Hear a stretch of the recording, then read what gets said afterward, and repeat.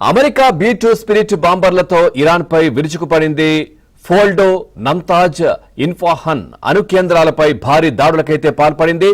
ఈ విషయాన్ని అమెరికా అధ్యక్షుడు ట్రంప్ స్వయంగా ప్రకటించారు. భారీ బాంబులు ఫోర్డోపై వేశామన్నారు.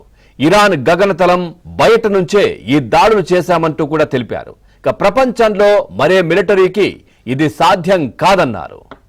మరోవైపు శాంతికి సమయమని ట్రంప్ పోస్ట్ చేశారు. మరో పోస్టులో ఓపెన్ సోర్స్ ఇంటెలిజెన్స్ ప్రకారం ఫోల్డో నాశనమైంది అని పేర్కొన్నారు. ఇక ఇజ్రాయెల్ వైమానిక సైన్యంతో కలిసి దాడి చేసినట్లు ట్రంప్ వెల్లడించారు. తమ విమానాలు సురక్షితంగా ఉన్నాయని స్పష్టం చేశారు.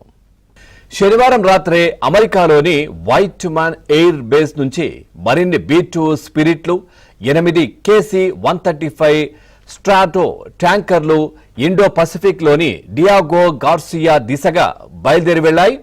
ఇవి మైటీ 11, మైటీ 21 అనే కాల్ సైన్ ను వాడినట్లు ఫ్లైట్ రాడర్ 24 పేర్కొంది. ఇక గతంలో కూడా B-2 స్పిరిట్లు ప్రత్యేక ఆపరేషన్ల కోసం బయలుదేరిన సమయంలో మైటీ కాల్ సైన్లను వాడాయి.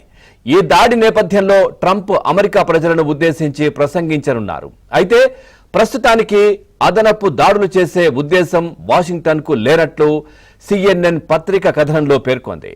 అగ్రరాజ్య ప్లానింగ్ కు పూర్తిగా సహకరించినట్టు ఇజ్రాయిల్ అధికారులు వెల్లడించారు.